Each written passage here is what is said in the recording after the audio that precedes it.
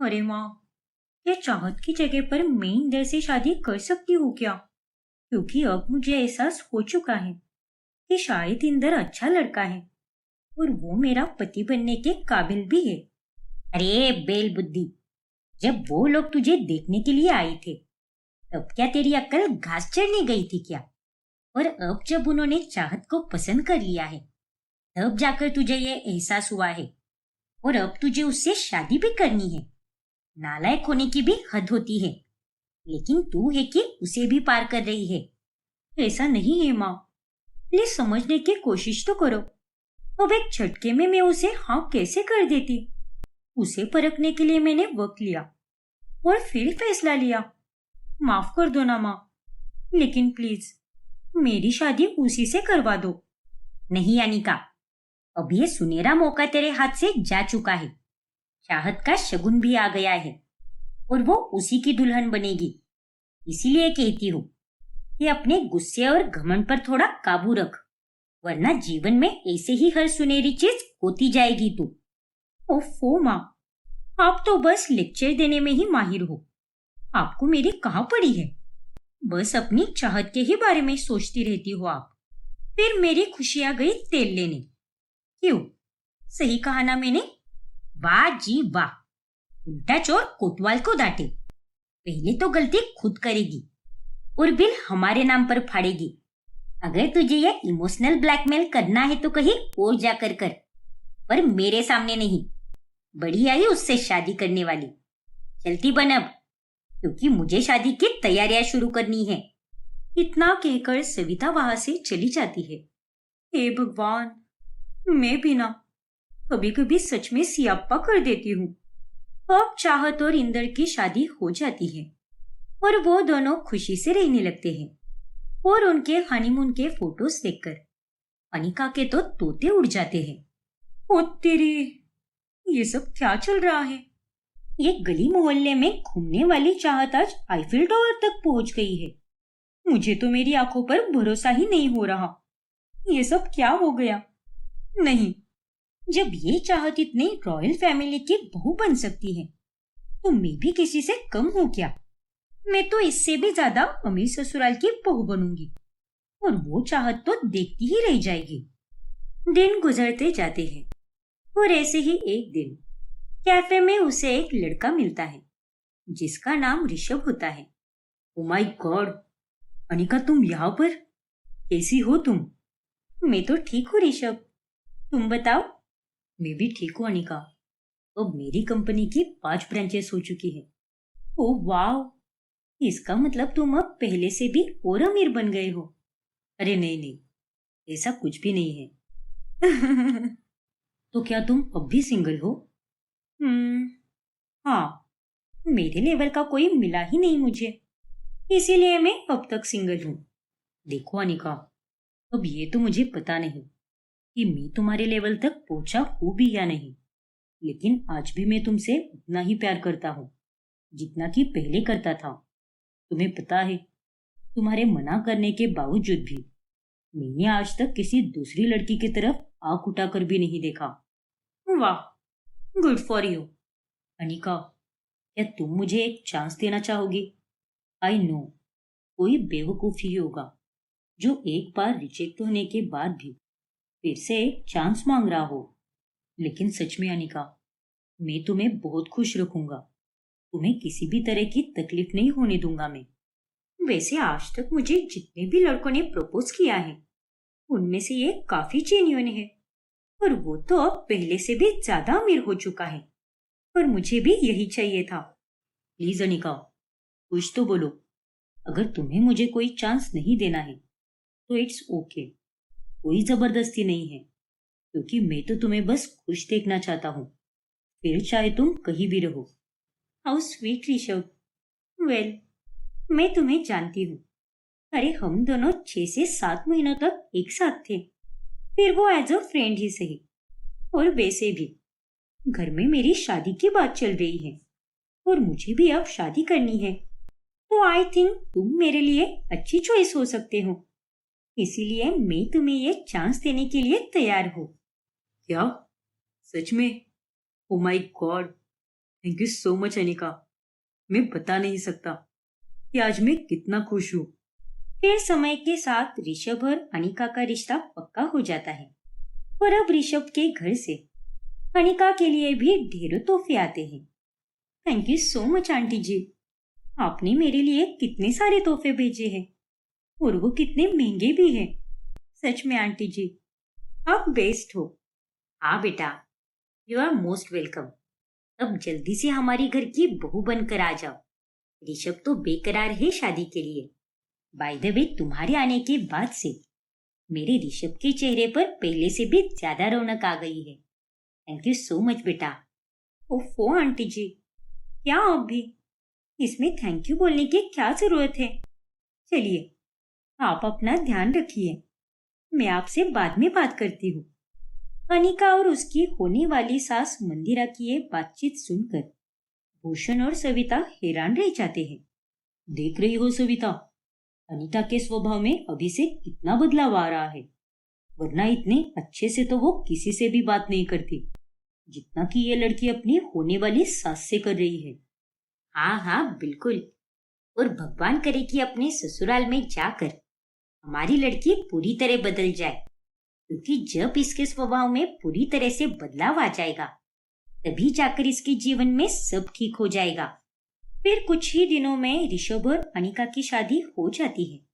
फिर अगली सुबह, अरे अनिका बेटा, तुम कहाँ पर चली? आज तो तुम्हारी पहली रसोई की रस्म ही ना। क्या? लेकिन माँ जी, जब घर में इतने नौकर चाकर हैं तो मैं खाना क्यों बनाऊं? ऐसा नहीं कहते बेटा, ये एक रस्म होती है और इसमें नई सुहागन अपने ससुराल में कुछ मीठा पकाती है और फिर घर के बड़े उसके इसके बदले में नेक देते हैं। अच्छा, लेकिन अभी तो मेरी एक इम्पोर्टेंट मीटिंग है, वो भी एक इंटरनेशनल क्लाइंट के साथ, और उसे तो मैं मना भी नहीं कर सकती। इसीलिए मुझे ऑफिस जाना ही पड़ेगा माँ ji. I am really sorry. Bye. इतना कहकर अनिका ऑफिस के लिए निकल जाती है। ये आजकल के बच्चे भी ना, इन्हें तो रस्मों की कुछ भी नहीं पड़ी। आई एम सॉरी माँ, मैं अभी जाकर अनिका को रोकता हूँ, फिर वो फटाफट से कुछ मीठा बनाकर बाद में ऑफिस चली जाएगी। अरे नहीं बेटा, रहने दे, कोई बात नहीं। अब जब वो घर के बाहर निकल ही चुकी है तो उसे जाने दो। शायद उसे इस रस्म का महत्व पता नहीं होगा, जिसमें उसका कोई कसूर नहीं है। अब शादी हो गई है तो धीरे धीरे वह सब समझ जाएगी। ठीक है माँ, जैसा आपको हो। फिर एक दिन जब चाहत का जन्मदिन होता है तभी, ये ले चाहत, जन्मदिन मुबारक हो। Thank you so much Anika, लेकिन तुमने इतना महंगा नेकलेस सेट क्यों लाया? कुछ और भी तो दे सकती थी ना, और इन सब की क्या जरूरत थी? अरे कोई बात नहीं चाहत, मामूली तोहफे देने की आदत बाकी लोगों की होती है, लेकिन मैं तो सबको महंगे और हाई लेवल के ही तोहफे देती हूँ। शुक्रिया अनिका, वाकई में बहुत ही सुंदर नेकलेस है ये तुम पर बहुत जचेगा चाहत। हाँ माँ जी, सही कहा आपने। वैसे मिथिला आंटी, आपने जो सेट मेरी शादी में गिफ्ट किया था वो तो मुझ पर सूट होने से रहा। अब मैं आप लोगों की जैसी कहाँ पर हूँ, ऊपर से इतने बड़े खानदान की बहू होने के नाते मैं तो सबको ऐसे ही तोहफे दूंगी ना, थोड़ी ना आपकी तरह कोई भी सेट उठाकर चिपका दूंगी मैं। तुम तो बड़ी मजाकिया हो। अनिका, चलो, केक कटिंग होने वाली है और मैं चाहती हूँ कि तुम और मैं साथ में केक कट करें। वैसे वो केक 2 या 3 लेयर का तो होना ही चाहिए, तभी जाकर मैं कट करूंगी। वो क्या है ना, छोटे मोटे केक कट करना मुझे बिल्कुल नहीं पसंद। तुम चिंता मत करो बाबा, इंदर ने मेरे लिए 3 लेयर का ही केक मंगवाया है। फिर ठीक है, मुझे तो लगा था कि शादी के बाद ये सुधर जाएगी, लेकिन नहीं, इसका घमंड तो आज भी वैसे का वैसा ही है। फिर एक दिन जब अनिका की दादी सास अचानक से घर आ जाती है तभी, अरे अनिका, तेरी शादी को तो ठीक से 1 महीना भी नहीं हुआ है और तूने तो ये कुर्ती पहनना शुरू कर दिया। हाँ तो अब पूरा महीना शादी का लहंगा ही पहनकर बैठूं क्या मैं? कैसी बातें करती हो दादी जी?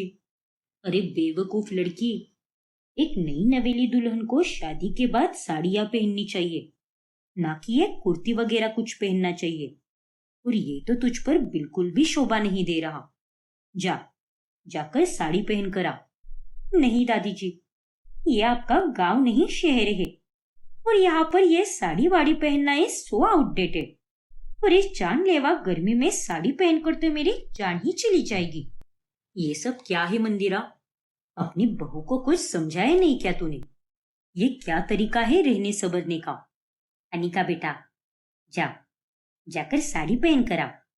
अब हमेशा के लिए थोड़ी ना कह रही है, कम से कम इस महीने के अंत तक तो पहन लो, या फिर अपना चूड़ा उतरने तक पहन लो। पर माँ जी, मैं जिसमें कंफर्टेबल हूँ वही पहनूंगी ना। ये सब नाटक करने की क्या जरूरत है? और दादी जी, आई एम रियली सॉरी, क्योंकि मैं आपकी ये बात बिल्कुल नहीं मानूंगी। इतना कहकर अनिका अपने कमरे में चली जाती है, और ये देखकर दादी सास को बहुत गुस्सा आता है। ये सब क्या है मंदिरा? मेरे लल्ला के लिए तूने ये कैसी बहू लाई है? वैसी बात नहीं है माँ जी। अनिका और ऋषभ एक दूसरे से प्यार करते हैं, और इसीलिए ऋषभ की खुशी के खातिर इस रिश्ते के लिए मैंने हाँ कर दी। अरे ये शहर की सारी लड़कियां ऐसी ही होती हैं, ना तो इनमें बात करने की तमीज होती है, और ना ही कोई काम करने का ढंग होता है। इसलिए मैं तो शेखर से कह भी रही थी कि ऋषभ के लिए जोधपुर के सरपंच की बेटी देख ले, लेकिन नहीं, मुझे और शेखर को तो अपने बेटे की खुशी चाहिए थी। अब लो, भुग तो उसे। अरे नहीं माँ जी, ऐसा कुछ भी नहीं है। अनिका बस नए जमाने की लड़की है, लेकिन वो स्वभाव से काफी अच्छी है। अब यहाँ शहर में सारी लड़कियां जींस और टॉप पहनती हैं, लेकिन इसने तो कुर्ती पहनी है, वरना आधी लड़कियां तो शॉर्ट ड्रेस पहनकर निकलती है। अब तो अपनी बहू के गुणगान मत गा, सब अच्छे से जानती हूँ मैं। देखना तो कैसे वक्त के साथ तेरी ये बहू रंग बदलती है। दादी सास के साथ जो बात होती है वो बाद में अनिका सविता को कॉल पर बताती है। लेकिन बेटा, तेरी दादी सास ने तुझे जो कुछ भी कहा, वो तुझे उनका मान रखने के लिए मानना चाहिए था। अरे वो तो वहां पर केवल 2 से 3 दिनों के लिए तो आई है ना, तो 2 दिनों के लिए तुझे साड़ी पहनने में क्या दिक्कत आ जाती? रहने दो माँ, अगर मैं उन्हें इतना मान सम्मान देती बैठूं तो मेरा तो काम हो ही गया। मुझे अपने उसूलों से जीना पसंद है, ना कि किसी के दबाव में आकर। लेकिन अनिका, ये ससुराल है, और शादी के बाद बड़े बुजुर्गों का मान रखना बहुत जरूरी होता है। मेरी बात को समझने की कोशिश कर। अरे क्या अब भी माँ, मैंने सोचा कि आपसे बात करके थोड़ा रिलैक्स हो जाऊंगी, लेकिन नहीं, आप तो मुझे अलग से सरदर्द दे रही हो। चलिए रखती हूँ मैं, बाद में बात करती हूँ। पर अनिका, अनिका, ये भगवान, ये लड़की जिस तरह से वहां पर रह रही है, कहीं इसके चलते उसके ससुराल वाले उसे नाम ना रख दे। कितना अच्छा ससुराल मिला है उसे, उसे तो सब कुछ सहज कर रखना चाहिए। पता नहीं क्यों, लेकिन मुझे तो बहुत घबराहट हो रही है। ऐसे ही एक दिन जब मंदिरा की सहेलियां घर आती है, तभी ये मेरी बहू है अनिका, और अनिका, मीट देम, ये सारी मेरी पक्की सहेलियां हैं। हेलो, हेलो बेटा, कैसी हो तुम? हेलो आंटी, मैं ठीक हूँ। विल, ये खाना तो बहुत लाजवाब बना है। सच में अनिका, तुम तो कमाल का खाना बनाती हो। हाँ अनिका। अरे नहीं नहीं, ये खाना मैंने नहीं, बल्कि हमारे कुक ने बनाया है। अब मैं तो इतनी बड़ी कंपनी की मैनेजर हूँ, तो मुझे ये सब करने की क्या जरूरत है? ओह, ऐसी बात है क्या? चलो कोई बात नहीं, अगर ये सब तुमने नहीं बनाया तो अभी हमें कुछ मीठा बनाकर खिला दो। हाँ निका, अब हम तो यहाँ पर पहली बार आए हैं ना, तो तुम्हारे हाथ का कुछ ना कुछ तो जरूर खाकर जाएंगे। अनिका बेटा, ये सब तो मेरी बहनें जैसी है। जा बेटा, इनके लिए चाय बना कर ला। वैसे भी तुमने पहली रसोई की रस्म कहाँ पर की थी, तो उसकी जगह पर अभी बना दे। तेरे हाथ की चाय पीकर सब बहुत खुश हो जाएंगे।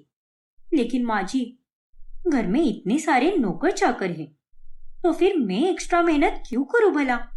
लाइक सीरियसली, आप हो कि मुझे ही बता रही हो? लेकिन अनिका, अरे कोई बात नहीं मंदिरा, हम यही खाना खा लेंगे। लेकिन तू अनिका से मेहनत बिल्कुल मत करा। और बेटा, तुम भी आकर बैठ जाओ और हमारे साथ ये खाना खाओ। अनिका का ये बर्ताव मंदिरा को बिल्कुल भी अच्छा नहीं लगता। फिर सहेलियों के जाने के बाद, ये सब क्या था अनिका? तुमने मेरी सहेलियों को मना क्यों किया? एक चाय बनाने से तेरा क्या बिगड़ जाता? और ये कैसी सहेलियां बना रखी है आपने? उनमें जरा सी भी अक्ल नहीं है क्या? मेरी बनाई हुई चाय में और नौकरों की बनाई हुई चाय में कोई फर्क होता क्या? चाय तो चाय ही होती है ना माँ जी। और मैं एक कामकाजी लड़की हूँ और मुझसे ये घर के फालतू के काम नहीं हो पाते। ना तो मैंने पहले कभी ये किया है और ना ही मैं आगे जाकर इसे करूंगी। इसलिए प्लीज आप मुझसे ज्यादा उम्मीदें बिल्कुल भी मत रखना। क्या? अनिका की ये बातें सुनकर मंदिरा एकदम हैरान रह जाती है। अब आगे क्या होगा जानने के लिए हमारा अगला भाग देखना ना भूलें। और अगर आपने हमारा चैनल सब्सक्राइब नहीं किया है तो अभी सब्सक्राइब कीजिए और बेल आइकॉन दबाना ना भूलें। दीपिका अपने मायके चली आती है और अपनी माँ सुजाता को सारी सच्चाई बताती है। अब बहुत हो गया माँ, मैं वहां पर कभी नहीं जाऊंगी। हे भगवान! अरे दीपिका, बेटा ससुराल में तो ये सब छोटे मोटे झगड़े होते ही रहते हैं।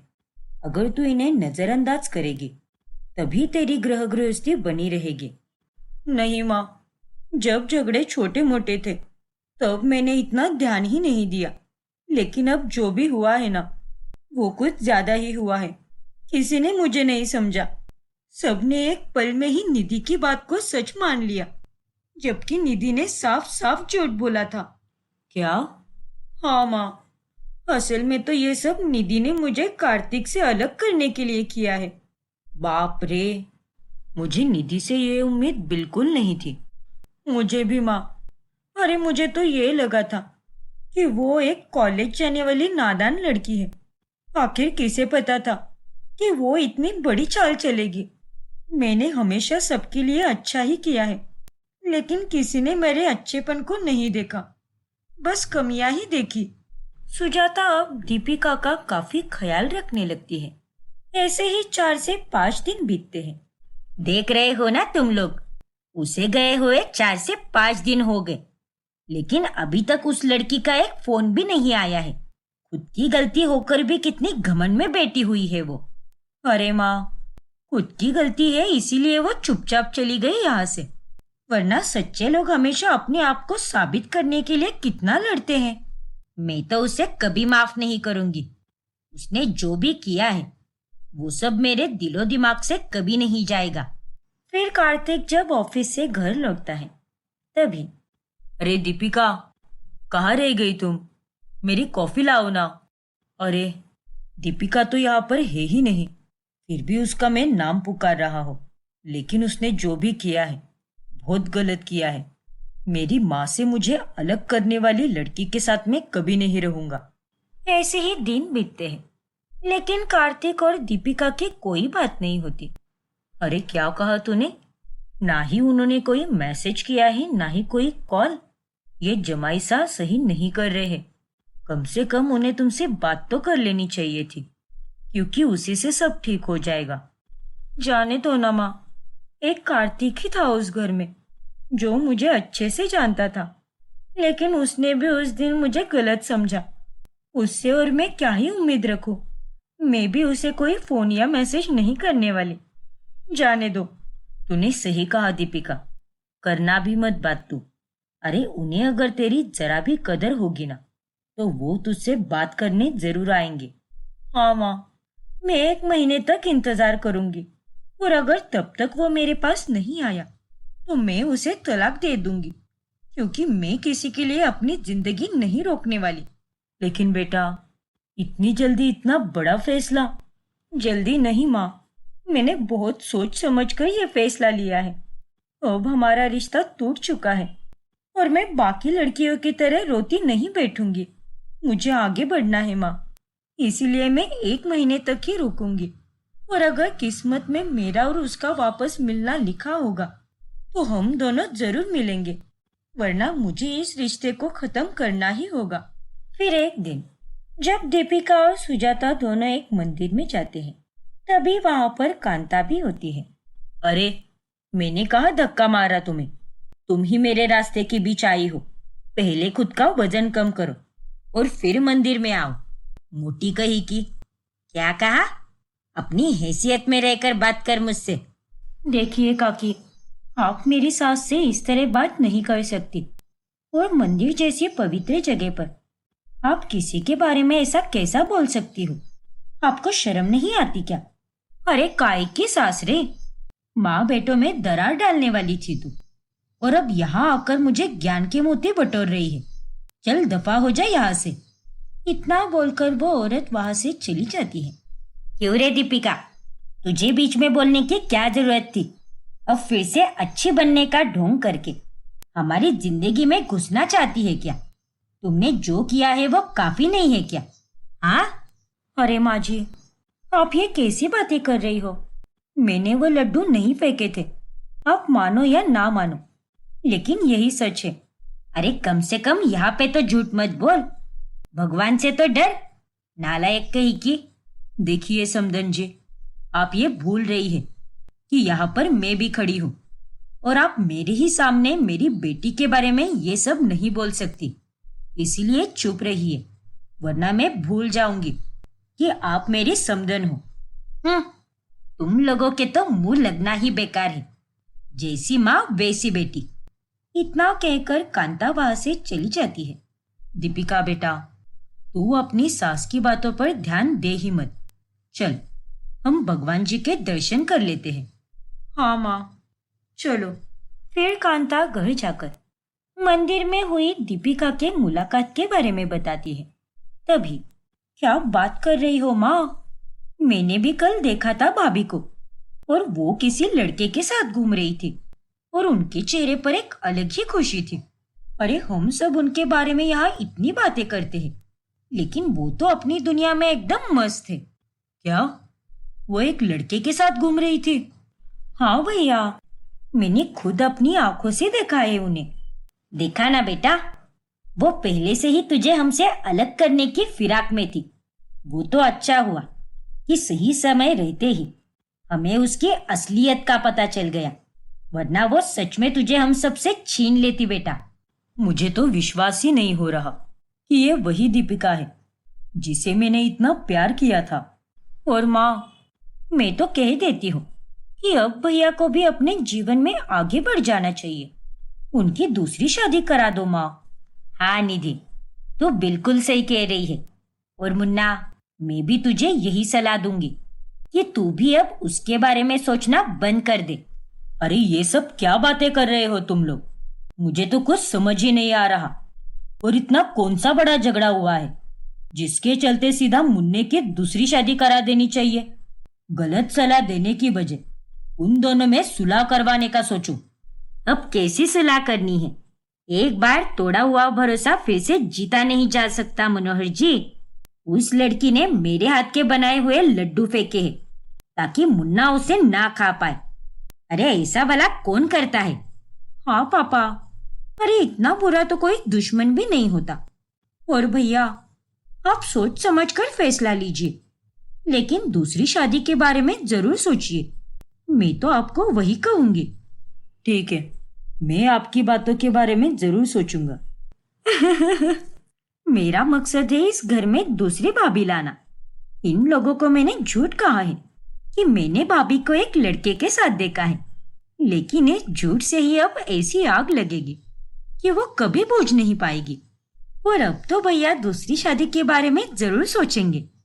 वही दीपिका अब मायके में रहते हुए अपनी और कार्तिक की तस्वीरें देखकर भावुक हो जाती है। तुम्हारी बहुत याद आ रही है कार्तिक। तुम भी मेरा हाथ छोड़ दोगे, ये मैंने कभी नहीं सोचा था। काश काश कि तुम मुझे समझ पाते कार्तिक, कि मैं सच बोल रही हूँ। तभी सुजाता वहां पर आती है।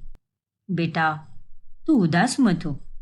जो नसीब में लिखा है वही होगा।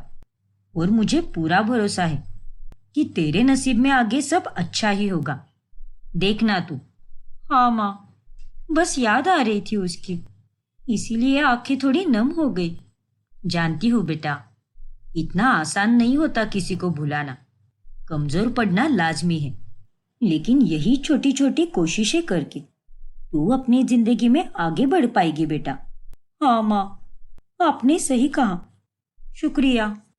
फिर एक दिन जब कांता की तबीयत हल्की सी खराब हो जाती है, तभी निधि को ही घर का सारा काम करना पड़ता है। अरे यार, सच में ये घर के काम तो दिमाग खराब करके रख देते हैं।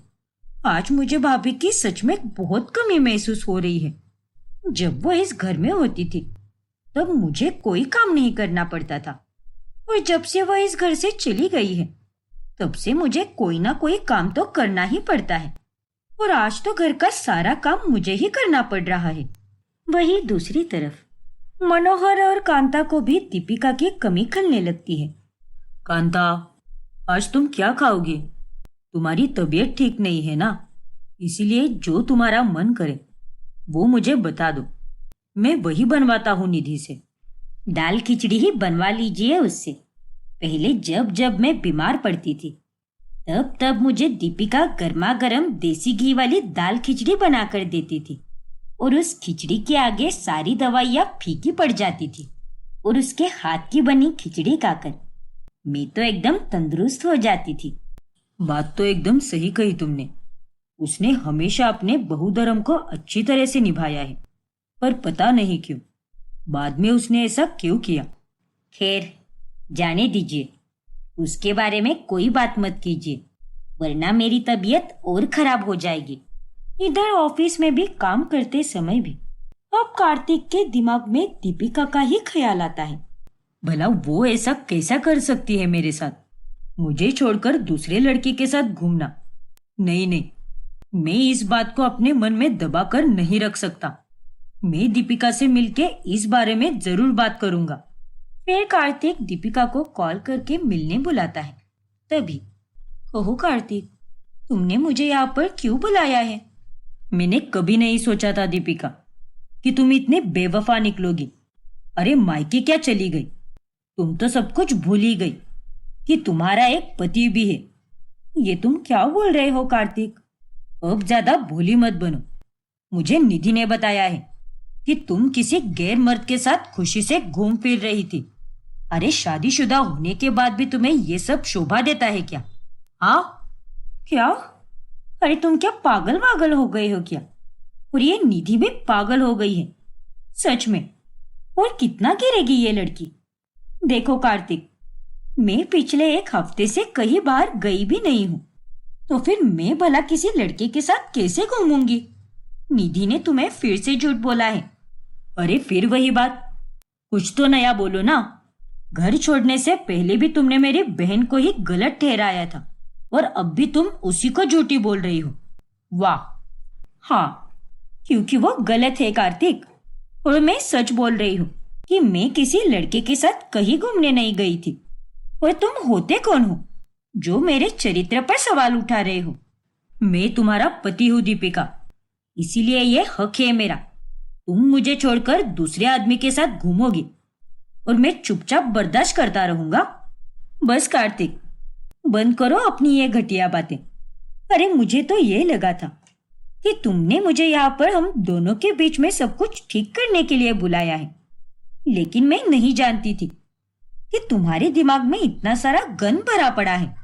देखो दीपिका, मेरी बहन ने ना तो तब झूठ बोला था और ना ही वो अब झूठ बोल रही है। चुप रहो कार्तिक, और अपनी बहन की तरफदारी मत करो। पहली बार भी तुम उसी की बातों में आ गए थे, और आज तुम फिर वही गलती करने जा रहे हो। अरे तुम समझ क्यों नहीं रहे कि वो हम दोनों को अलग करने के लिए ये सब कर रही है? और मुझे तो अब पूरा विश्वास भी हो गया है कि वो लड्डू भी उसी ने फेंके होंगे। बस करो दीपिका, मैं अपनी बहन के खिलाफ ये सब नहीं सुनने वाला। समझ गई ना? हाँ तो तुम भी बस करो कार्तिक। मैं भी अपने खिलाफ कुछ नहीं सुनने वाली। अरे मुझे क्या तुमने बेवकूफ समझ के रखा है क्या? जो कोई आएगा मुझ पर झूठा इल्जाम लगाएगा और मैं भी पागल की तरह उसे सुनती जाऊंगी। अब और नहीं कार्तिक, अब मुझे इस रिश्ते से आजाद होना है। मुझे तुमसे तलाक चाहिए कार्तिक। क्या? क्या कहा तुमने? तलाक? हाँ कार्तिक, सही सुना तुमने। मुझे ऐसे लड़के के साथ बिल्कुल भी नहीं रहना है जो अपनी बीवी को समझने के बजाय अंधों की तरह अपने परिवार वालों पर विश्वास करता है। इसीलिए मुझे तलाक चाहिए। ठीक है दीपिका, अगर तुम यही चाहती हो तो मुझे भी कोई शौक नहीं है तुम्हारे साथ रहने का। मैं तुम्हें तलाक देने के लिए तैयार हूं। फिर दोनों भी गुस्सा होकर अपने अपने रास्ते चले जाते हैं। अब कहानी में आगे क्या होगा जानने के लिए हमारा अगला भाग देखना ना भूलें। और अगर आपने हमारा चैनल सब्सक्राइब नहीं किया है तो अभी सब्सक्राइब कीजिए और बेल आइकॉन दबाना ना भूलें। काजल और अंगद शादी करके बहुत खुश होते हैं। काजल, मैं जिंदगी में इतना ज्यादा खुश आज तक कभी नहीं हुआ। सच में काजल, तुम्हारी वजह से मेरी जिंदगी में रौनक आ गई है। Thank you Angad. वैसे हमारी रिसेप्शन पार्टी में हमें रोमी और शनाया को भी बुलाना चाहिए। क्या कहते हो तुम? लेकिन काजल, मुझे नहीं पता कि वो दोनों आएंगे भी या नहीं। देखो अंगद, अब तुम तो उस घर में ज्यादा जा नहीं सकते, तो तुम्हारे बच्चों को यहीं पर बुलाया करो ना। मैं तुम्हें अपने बच्चों से अलग नहीं करना चाहती और मुझे पूरा यकीन है कि वो दोनों जरूर आएंगे। फिर काजल और अंगद मिलकर रोमी और शनाया को रिसेप्शन पार्टी में इनवाइट करने जाते हैं। लेकिन तभी रोमी बहुत गुस्सा हो जाता है और वो काजल पर चिल्ला पड़ता है। अरे क्यों आई हो आप यहाँ पर? सब कुछ तो बर्बाद कर दिया आपने। अब क्या बर्बाद करना बाकी है बताइए। रोमी, ये तुम किस तरह से बात कर रहे हो? तमीज से पेश आओ। अब तुम कोई छोटे बच्चे नहीं रहे, तुम्हें सब समझना चाहिए। अरे समझना माय फुट। अगर मम्मा और डड्डा ने एक दूसरे को तलाक दे भी दिया तो उसके बाद ये चुपचाप बैठ सकती थी, लेकिन नहीं, इसने ऐसा कुछ भी नहीं किया। उल्टा इन्होंने तो उनसे शादी कर ली। ये आपने बहुत गलत किया है मौसी। अरे आपके लिए मेरे दिल में जितना प्यार था अब सब खत्म हो चुका है और आज आप यहाँ पर हमें बुलाने आई हो। हमारी ही जिंदगी बर्बाद करके आप हमें अपनी खुशियों में शामिल करना चाहती हो। छी, इतनी चीप और घटिया औरत हो आप। निकल जाओ यहाँ से।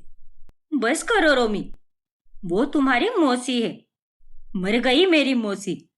ये मेरी मौसी नहीं, इस दुनिया की सबसे बुरी औरत है। रोमी, अपनी जबान संभाल कर बात करो।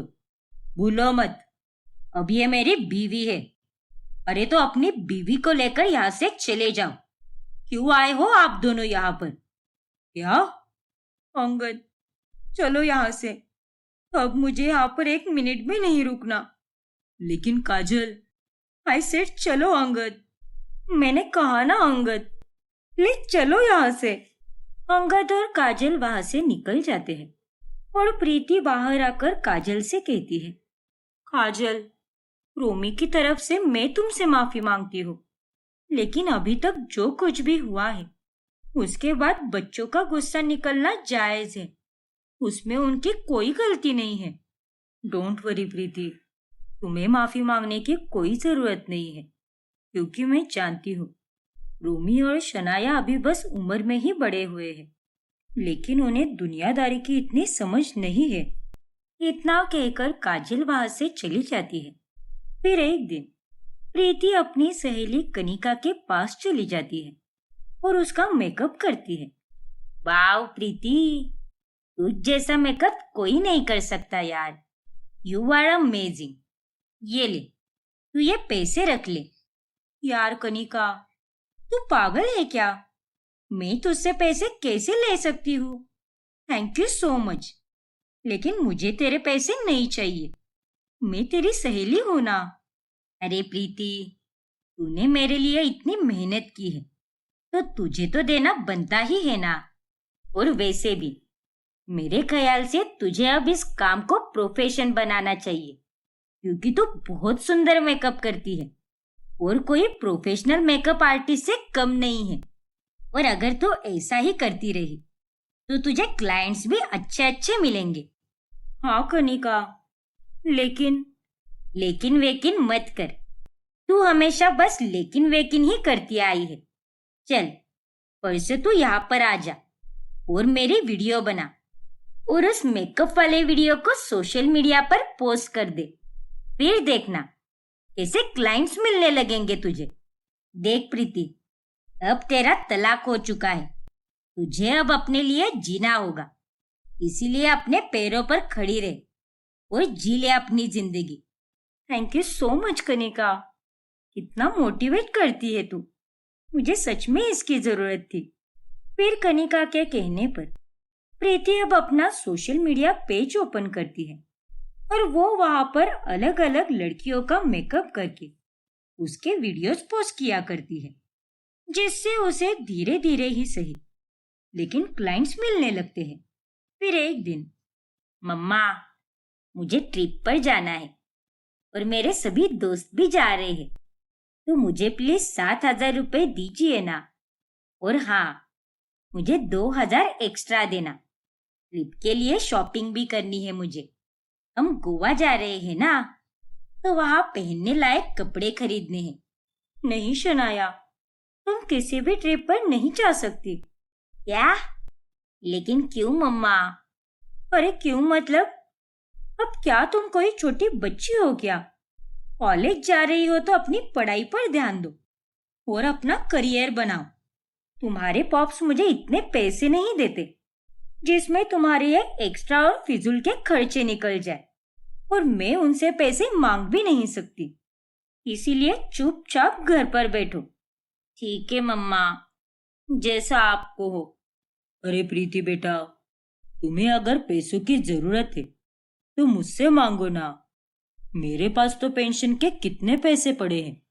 नहीं पापा जी, मैं मैनेज कर लूंगी। रोमी बेटा, तुम भी अब कोई ज्यादा सैलरी वाली जॉब ढूंढ लो। वैसे भी तुम्हें अभी काम करते हुए 1 साल हो चुका है और तुम्हारे पास अच्छा खासा एक्सपीरियंस है। ठीक है मम्मा, मैं जरूर ट्राई करूंगा। हाँ बेटा, अब हमें साथ मिलकर ही सब संभालना है। तुम्हारे पापा के जाने के बाद सब कुछ एकदम बिखर चुका है, लेकिन बिखरी हुई चीजें समेटी भी जा सकती है। मेरा मेकअप का काम भी अभी अभी शुरू हुआ है। बस थोड़े ही महीनों की बात है, फिर मुझे भी अच्छे खासे क्लाइंट्स मिलेंगे और तब मैं भी ज्यादा पैसे कमा पाऊंगी। वही दूसरी तरफ अंगद जब काजल के हाथ का बना खाना खाता है तभी, क्या हुआ अंगद? बताओ ना, कैसे बने हैं ये छोले भटूरे? मुझे अच्छे से पता है ये तुम्हारे फेवरेट है, इसीलिए मैंने खास तुम्हारे लिए बनाया है। हाँ काजल, अच्छे बने हैं। अरे अच्छे बने हैं तो खाओ ना फिर। इतने धीरे धीरे क्यों खा रहे हो? वो काजल, सच कहूँ तो मुझे ये इतने पसंद नहीं आए, क्योंकि इनका स्वाद वैसा नहीं है जैसे प्रीति बनाया करती थी। उसके हाथ के खाने का स्वाद ही कुछ और था। ये सुनकर काजल को बहुत बुरा लगता है। देखो अंगद, अगर तुम्हें ये डिश पसंद नहीं आई तो मैं इसे अच्छे से बनाना सीख लूंगी, लेकिन मेरे सामने प्रीति की तारीफ भी मत करो। अरे लेकिन मैंने उसकी तारीफ थोड़ी ना की है। एक ही बात हुई ना अंगद। मैं जानती हूँ तुम उसके साथ इतने सालों से रहते आ रहे हो और तुम्हें उसके हाथ का खाना खाने की आदत हो गई है, लेकिन अब तुम्हें इस बारे में भी सोचना चाहिए कि मुझे कैसा लगेगा। अरे बाबा, मेरे कहने का मतलब वैसा बिल्कुल नहीं था। अब तुमने मेरे लिए इतने एफर्ट्स लिए, इतनी मेहनत की, वही मेरे लिए काफी है। और ये डिश भी सच में अच्छी बनी है। ठीक है अंगद। फिर एक दिन रोमी अपनी गर्लफ्रेंड ईशानी से मिलने जाता है। ईशानी, कैसी हो तुम? सॉरी यार, मैं तुम्हें इतने दिनों से मिला ही नहीं। रोमी, तुम्हारी लाइफ में कितना कुछ हो गया और तुमने मुझे कुछ भी नहीं बताया। लेकिन मुझे तुम्हारे क्लोज फ्रेंड अनिकेत से सब कुछ पता चल गया है कि तुम्हारे मॉम डैड का डिवोर्स हुआ है और तुम्हारी डैड ने तुम्हारी मौसी के साथ शादी कर ली है। क्या? अब इतने हैरान क्यों हो रहे हो? ये बातें मुझे तुमसे सुननी चाहिए थी, ना कि तुम्हारी दोस्त से। तुमने मुझे क्यों नहीं बताया रोमी? आई एम सॉरी, लेकिन मैं मेंटली बहुत डिस्टर्ब था और मुझे कुछ भी समझ नहीं आ रहा था। किसी से बात करने की इच्छा भी नहीं होती थी। लेकिन मैं तो तुम्हारी गर्लफ्रेंड हूँ रोमी। एटलीस्ट तुम्हें ये बात मुझे तो बतानी चाहिए थी। खैर, जो हुआ सो हुआ। लेकिन मैं आज तुम्हें कुछ बताना चाहती हूँ कि आज ये हमारी आखिरी मुलाकात है। क्या? ये तुम क्या बकवास कर रही हो ईशानी? हाँ रोमी, जिस रिश्ते का कोई भविष्य नहीं है, मैं उसे आगे नहीं बढ़ाना चाहती हूँ। कल को जब मेरे मॉम डैड को पता चलेगा कि तुम्हारे मॉम डैड तलाकशुदा है, तो वो दोनों हमारी शादी के लिए कभी नहीं मानेंगे। और मेरे डैड तो ये भी सोचेंगे कि जैसे बाप ने किया वैसे ही बेटा भी करेगा। इसीलिए मैं आज के बाद तुमसे कभी नहीं मिलूंगी। क्या? लेकिन तुम ऐसे सोच भी कैसे सकती हो? प्लीज ईशानी, ऐसा मत करो। मुझे छोड़कर मत जाओ। आज तो मैं इस मोड़ पर खड़ा हूँ जहां पर मुझे तुम्हारे साथ की बहुत जरूरत है। प्लीज ईशानी, मेरे पास रहो। सॉरी रोमी, लेकिन हम दोनों अब कभी एक नहीं हो सकते। रोमी ईशानी को रोकने की बहुत कोशिश करता है, लेकिन वो उसे छोड़कर चली जाती है। ऐसे ही एक दिन जब काजल मार्केट में शॉपिंग करने गई होती है, तब वहां पर मौजूद दो औरतें आपस में चुगली करने लगती है। हाय हाय, ये देखो, ये तो प्रीति की बहन है ना। क्यूरी, तू ही है ना जिसने अपनी ही बहन का घर तोड़ा है? अरे शर्म नहीं आई क्या तुझे ऐसा करते हुए? मूर्ख अंगद, अपनी ही साली को घरवाली बना लिया इसने तो। अरे तुम दोनों जैसे लोग इस समाज में रहने लायक ही नहीं हो। अपनी ही बहन की खुशियां खा गई तू। देखना, तू भी कभी खुश नहीं रह पाएगी। उन दोनों की ये कड़वी बातें सुनकर काजल बहुत दुखी हो जाती है और वो घर जाकर अंगद के सामने बहुत रोती है। अंगद, सभी लोग मुझे इतना बुरा क्यों कह रहे हैं? जिसको देखो वो बस मुझे ही ताने दे रहा है, बुरा भला बोल रहा है और उनकी बातें मुझे बहुत चुभ रही है। अंगद, देखो काजल, तुम्हें लोगों की बातों पर ध्यान देने की कोई जरूरत नहीं है। अब लोगों का वही काम होता है, कुछ ना कुछ बोलते ही रहते हैं। और मैं हूं ना तुम्हारे पास, तो तुम्हें दुनिया वालों की क्या जरूरत है? जिसे जो कहना है कहने दो। हम दोनों जानते हैं कि हमारा प्यार और हमारा ये रिश्ता कितना सच्चा है। सही कहा ना मैंने? हाँ अंगद। ऐसे ही एक रोज शनाया फोन पर उसकी सहेली के मॉम डैड की फोटोज देखती है और वो देखकर उसे बहुत दुख होता है। दादाजी, काश मॉम डैड भी एक साथ होते और हमारी परफेक्ट फैमिली कभी नहीं टूटती। कुछ दिनों बाद मॉम डैड की एनिवर्सरी आने वाली है और उनके लिए मैंने बहुत कुछ प्लान किया था, लेकिन अब वो दोनों एक ही नहीं रहे। कितनी अनलकी हूं मैं। ना मेरे बच्चे, ऐसा नहीं बोलते। देखो बेटी, अब जो हुआ सो हुआ, उसे हम ठीक तो नहीं कर सकते ना, तो उसे लेकर क्यों रोना है तुम्हें? जितना रोना है एक बार में ही रो लो, फिर वापस से कभी मत रोना। मैं जानता हूं कि ये सब करना बहुत कठिन है, लेकिन जीवन में आगे बढ़ना ही जीवन का सत्य है। इसीलिए दुखी मत हो बेटा, और सब कुछ भूलकर ही ना सही, मगर नजरअंदाज करके आगे बढ़ो, वरना ऐसे ही रो रो कर तुम अपनी तबीयत और वक्त को बर्बाद करोगी। अंगद और प्रीति के तलाक के कारण बच्चों की लाइफ पर बहुत बुरा असर होने लगता है।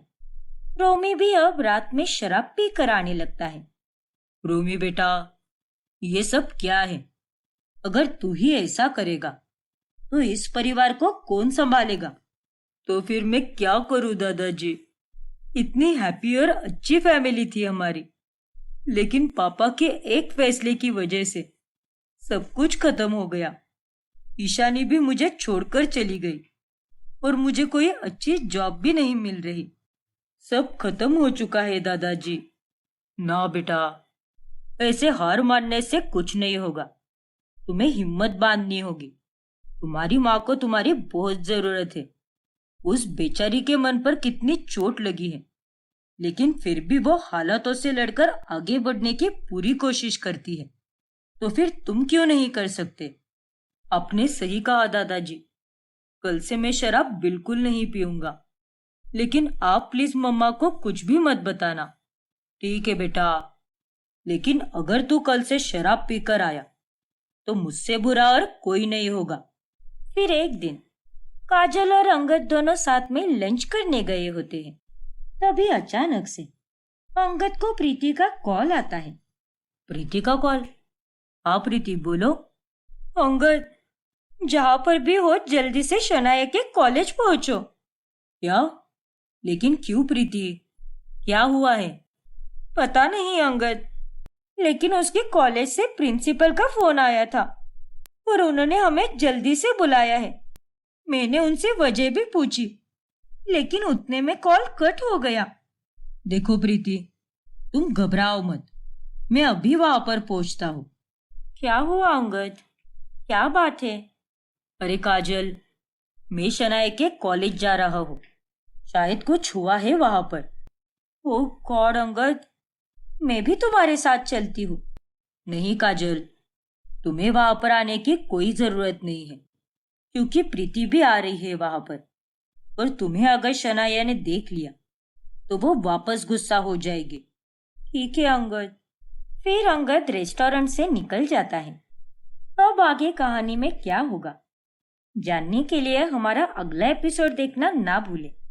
और अगर आपने हमारे चैनल को सब्सक्राइब नहीं किया है तो अभी सब्सक्राइब कीजिए और बेल आइकॉन दबाना ना भूलें।